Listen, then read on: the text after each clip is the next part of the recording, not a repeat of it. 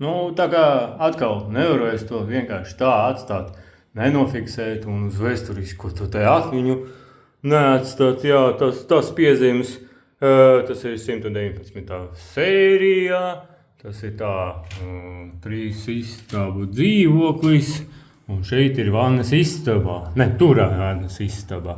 Šeit ir istabā, un šeit ir apgaismojums. Droši vien, jā, apgaismojums.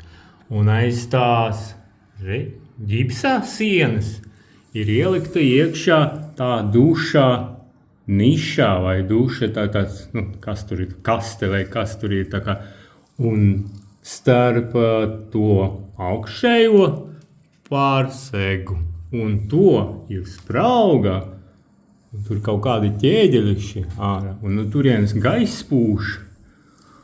Un jā, un alumīnija vādi.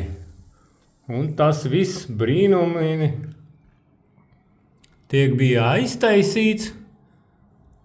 Nu jā. Un kaut kā tā nodzīvoja 45 gadus, varbūt 40 gadus.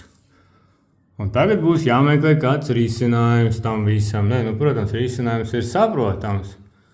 Bet, iedomājieties tādā slepenā vieta. Labi, ka te ir tikai ķēdeļi un vēl kaut kādi tur atkritumi. Pagā, jūs neredzāt, jā? Negribu to rādīt. Jā, tur ir kaut kas tāds neredzams. Labi, te nekāds, piedodiet, ne dzīvnieciņas palicis, ne vēl kaut kas tāds. Tādi brīnumi varētu būt atrodami. Un te ir tā smuka sadalniece, kuru es meklēju. Sameklēju. Tā.